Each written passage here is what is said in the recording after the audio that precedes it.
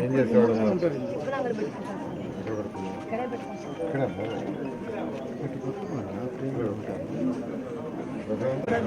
పిల్లలు ఉండేది అయిపోయా కట్టించుకోకుండా పిల్లలు ఏంటంటే దూరంలో పడిపోతున్నారు. ఎన్నిసార్లు ఎంతమంది చేస్తామంటే నెలకి వెళ్ళిపోతున్నారు.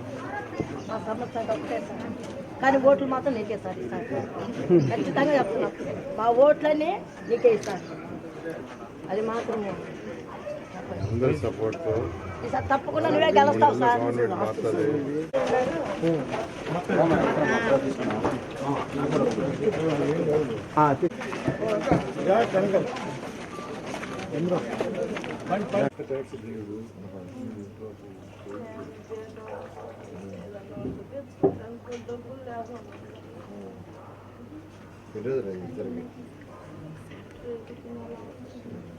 ఇప్పుడు ఎన్ని రోజులు కావాలన్నా? Thank you.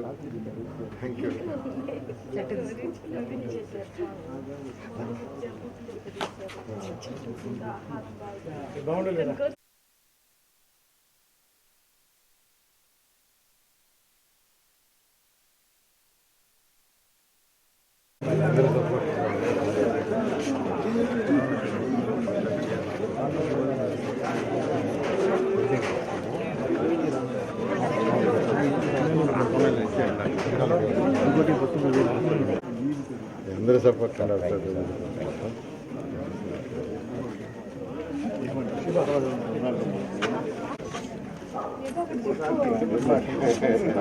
అనుకోలేదా? డాక్టరా, ఇంజనీరా?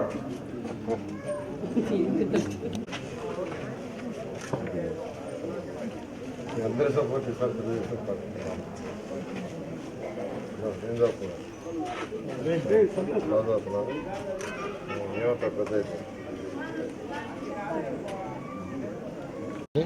ఈరోజు నెల్లూరులో 51వ డివిజన్లో బూత్ నెంబర్ 31లో భవిష్యత్తు గ్యారంటీ కార్యక్రమంగా ఈరోజు ఇంటింటికి పోవటం జరిగింది. ఇంతవరకు దాదాపు ఒక 20 ఇళ్ళ వరకు కవర్ చేసాం. అయితే ఇంతవరకు కవర్ చేసిన వాటిల్లో ఎక్కువ మంది చిన్న చిన్న పనులు చేసుకునేవాళ్ళు, కొందరు కార్పెంటర్సు, కొందరు వచ్చి యాక్చువల్గా చిన్న ఈ ఇళ్లలో పనులు చేసుకునేవాళ్ళు, పెయింటర్సు, కొందరు ఎలక్ట్రీషియన్స్, అంటే చిన్న అంటే ఎంతో కాలం నుంచి దాదాపు ఇక్కడ 30-40 ఏళ్ల నుంచి ఉన్నారు. అయితే వాళ్ళకి ఇక్కడ ఉన్న సమస్యలు కూడా కొన్ని సమస్యలు ఉన్నాయి. అయితే కొంతమంది తెలుగుదేశం ప్రభుత్వంలో ఇల్లు అలాట్ చేయడం జరిగింది. అయితే వాటిని హ్యాండ్ ఓవర్ చేయాల. వాళ్ళకి అలాట్ చేసాము, అలాట్మెంట్ తీసుకున్నారు, కానీ హ్యాండ్ ఓవర్ చేయటం మాత్రం చేయాల. దారుణం. ఖచ్చితంగా ఒక 3 నెలల్లో ప్రభుత్వం మారుతుంది 100%. ఖచ్చితంగా నెల్లూరు టౌన్లో ఎవరికైతే హౌసెస్ 43,000 ఇళ్ళు కట్టాము, ఎవరికోసమైతే పేదలు నిరుపేదలు ఉన్నారు వాళ్ళ కోసం అయితే 43,000 హౌసెస్ హై టెక్నాలజీ, షీర్వాల్ టెక్నాలజీతో హై క్వాలిటీతో కట్టాము. ఆ హౌసెస్ అన్నిటిని ఫస్ట్ ప్రయారిటీ మాది అదే ఇవ్వటం జరుగుతుంది. ఎందుకంటే కట్టిన ఇళ్ళు 43,000 ఇళ్ళు నెల్లూరు టౌన్లో అలాట్ చేసింది. 95% వర్క్లు పూర్తయినాయి. ఇప్పుడు మనకు యాక్చువల్గా పెన్నా పక్కన అయితే 5,700 కట్టాం. నారా చంద్రబాబు నాయుడు వచ్చి కూడా ఇనాగ్రేషన్ చేశాడు. 1 కోటి రూపాయలు పెట్టి పార్కు కూడా కట్టించా. 1 కోటి రూపాయలు అక్కడ పార్క్ అయిన శాంక్షన్ పూర్తి అయిపోయింది విత్ జిమ్ ఎక్విప్మెంట్. పేదలు నిరుపేదలైనా వాళ్ళ పిల్లలు చక్కగా ఆనందంగా హ్యాపీగా ఉండాలి, అక్కడ పెద్దలు ఎవరైనా రిలాక్స్ కావాలన్నా ఆనందంగా ఉండాలనే ఉద్దేశంతో 1 కోటి రూపాయలు, కానీ దాన్ని కూడా అన్యాయం చేశారు. అక్కడ కట్టిన హౌసెస్ టెక్నాలజీ కానీ ఆడిచ్చే ఫెసిలిటీస్ కానీ బ్రహ్మాండంగా.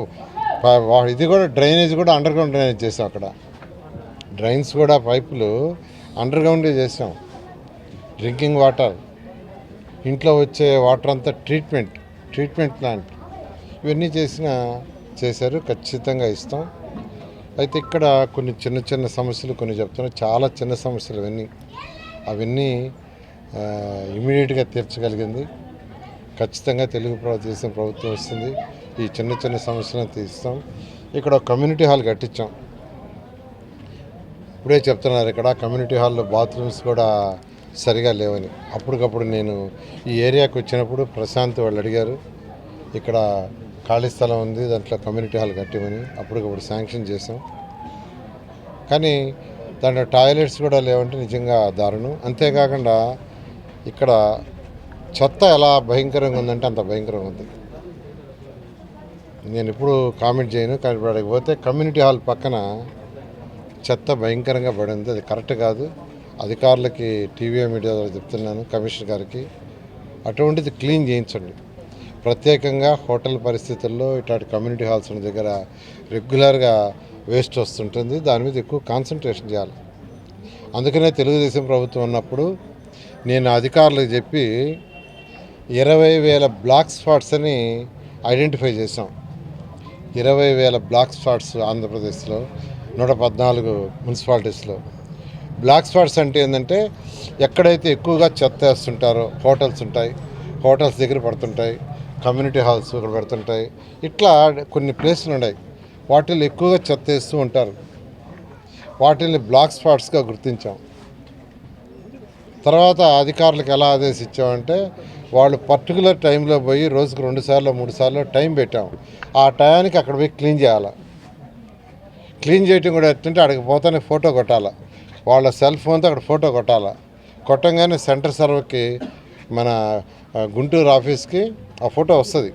ఎన్ని గంటలకు అక్కడ పోయారు, ఎన్ని గంటలకు అక్కడ ఫోటో తీశారు, ఏ ప్లేస్లో తీశారో కూడా వస్తుంది. క్లీన్ చేసిన తర్వాత మళ్ళీ ఫోటో కొట్టాలి. ఆ ఫోటో కూడా ఎన్ని గంటలకి క్లీన్ చేశారు, ఎన్ని గంటలకు ఫోటో కొట్టారు, ఏ ప్లేస్లో జియో కోఆర్డినేటర్స్ అంటారు. ఆ సిస్టమ్ పెట్టి 2,000 బ్లాక్ స్పాట్స్ని గ్రీన్ స్పాట్స్గా మార్చాం.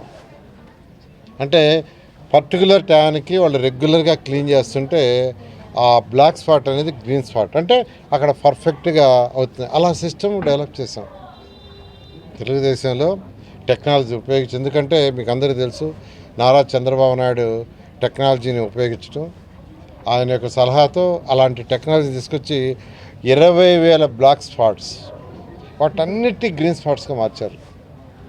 అలా యాక్చువల్గా తెలుగుదేశంలో పారిశుద్ధ్యానికి హై ప్రయారిటీ ఇచ్చాం. అంతా ఇంతగాని పెట్టి ఇంకొకటి 13 జిల్లాల్లో 13 వేస్ట్ ఎనర్జీ ప్లాంట్స్ చేసాం. వేస్ట్ నుంచి కరెంటు ఉత్పత్తి అయ్యేది 13 జిల్లాల్లో శాంక్షన్ చేశాం.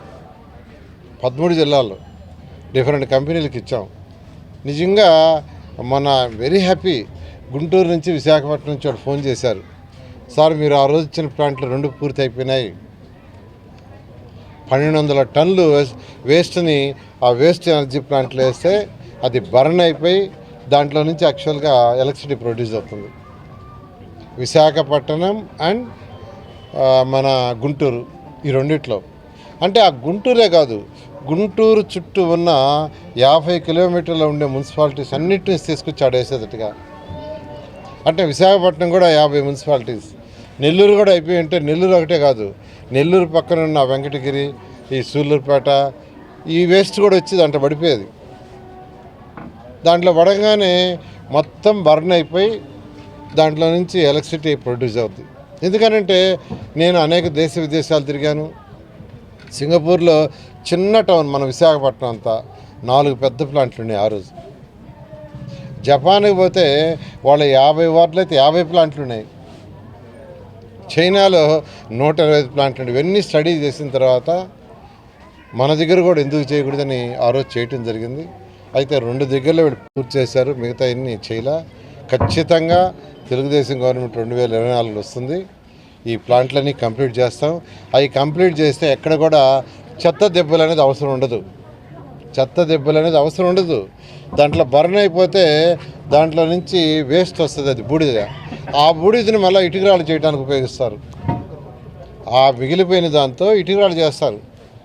అంటే వేస్ట్ ఒక్క గ్రాము కూడా వేస్ట్ కాకుండా అన్ని విధాలుగా ఉపయోగపడే టెక్నాలజీ తీసుకొచ్చాం. ఖచ్చితంగా చేస్తాం. దానివల్ల ఎక్కడ కూడా చెత్త దెబ్బలుండవు అంటే ఈ యొక్క ఇన్ఫెక్షన్స్ రావంటే ప్రజలు ఆరోగ్యంగా ఉంటారు. ఖచ్చితంగా చేస్తామని తెలియజేస్తాం. Thank you. పవన్ కళ్యాణ్ చెవులో చెప్పాడా, కళ్ళ వచ్చి చెప్పాడా? చెప్పారు. చెవులో చెప్పాడా, కళ్ళ చెప్పాడా? టికెట్ల విషయం ఇద్దరు పార్టీ అధినేతలు అంటే జనసేన పార్టీ అధినేత పవన్ కళ్యాణ్ గారు మరియు తెలుగుదేశం పార్టీ అధినేత చంద్రబాబు నాయుడు గారు వాళ్ళిద్దరు మాత్రమే నిర్ణయిస్తారు. ఏది నిర్ణయించినా బహిరంగంగా వాళ్ళు ఇన్ఫార్మ్ చేస్తారు. అందువల్ల దాంట్లో ఎటువంటి కాంట్రవర్సీ లేదు. దాని గురించి అసలు ఇతర పార్టీ నాయకులు డిస్కస్ చేయాల్సిన అవసరం లేదు. మా ఇంటర్నల్ తెలుగుదేశంది, జనసేనది. కాబట్టి దాంట్లో ఏదో నాకే ఇస్తారని నేను అంటూ తర్వాత నేను మణికాంత్ రెడ్డి ఒక స్టేట్మెంట్ ఇటో నేను ఒక స్టేట్మెంట్ ఇటో అవసరం లేదు. ఎవరికి పార్టీ, తెలుగుదేశం పార్టీ, జనసేన అధినాయకులు వాళ్ళిద్దరూ కలిసి డిసైడ్ చేస్తారు. దాని ప్రకారం ముందుకు పోవడం జరుగుతుంది. Thank you. నేను చెప్పింది అదే. ఆయన కళ్ళు ఏమన్నా వచ్చిందా, ఇలా అంటే పవన్ కళ్యాణ్ గారు చెవులు ఏమన్నా చెప్పారా, ఇలాంటి చంద్రబాబు నాయుడు గారు చెవులు చెప్పారు చెప్పానండి. Thank you. మరిన్ని వీడియోస్ కోసం ఛానల్ ని సబ్స్క్రైబ్ చేయండి. లేటెస్ట్ అప్డేట్స్ కోసం వాట్సాప్ ఛానల్ ని ఫాలో చేయండి. అండ్ లింక్ డిస్క్రిప్షన్ లో ఉంది.